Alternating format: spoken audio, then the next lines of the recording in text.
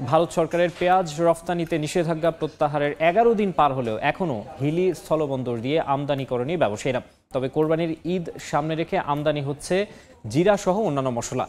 এই মুহূর্তে হিলি স্থলবন্দরে আছেন রিপোর্টার শফিকুল ইসলাম। শফিক, আমরা এখন সরাসরি চলে যাচ্ছি তার কাছে।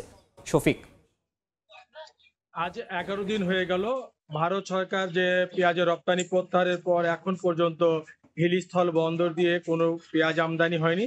তো নিষেধাজ্ঞা প্রত্যাহারের পর হিলিস্থল বন্দরের 17,000 মেট্রিক টন পেঁয়াজ আমদানি অনুমোদন পেয়েছে 20 জন আমদানিকারক।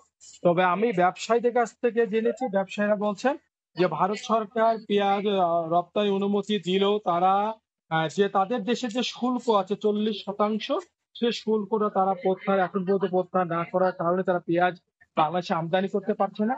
আর শুল্ক দিয়ে বাংলাদেশে আনার পরে কিন্তু তাদেরকে আবার 10% শুল্ক দিতে হবে। সব মিলে প্রতি কেজি পেঁয়াজের দাম তাদেরকে 75 টাকা পর্যন্ত তাদেরকে এখানে এসে পড়বে, এমনটা তারা জানিয়েছেন। তারা ভারতের ব্যবসায়ীদের সাথে কথা বলেছেন বা তারা যে শুল্ক প্রত্যাহার করলে তারা পেঁয়াজ আমদানি করবে, তারা কিন্তু বারবার তাদের সাথে কথা বলার চেষ্টা করছে। তবে ব্যবসায়ী নেতারা যেমনটা বলছেন যে 2-1 দিনের মধ্যে হয়তো শুল্কটা তারা কমাবে, এরকম তারা জানিয়েছেন যে পুরোপুরি প্রত্যাহার না করলেও কমাবে।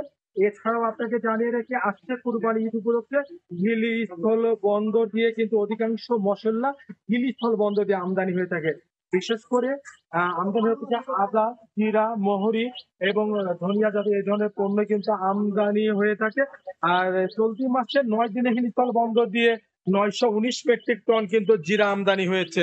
তাছাড়া প্রতিদিন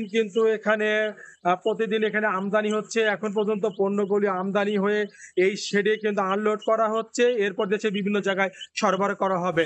হিলিস্থল বন্দর থেকে আমদানি রপ্তানি নিয়ে এতটুকু ছিল আমার কাছে সর্বশেষ। ভারত থেকে পেঁয়াজ আমদানির বিষয়ে জানাতে হিলি স্থলবন্দর থেকে যুক্ত হয়েছিলেন শফিক।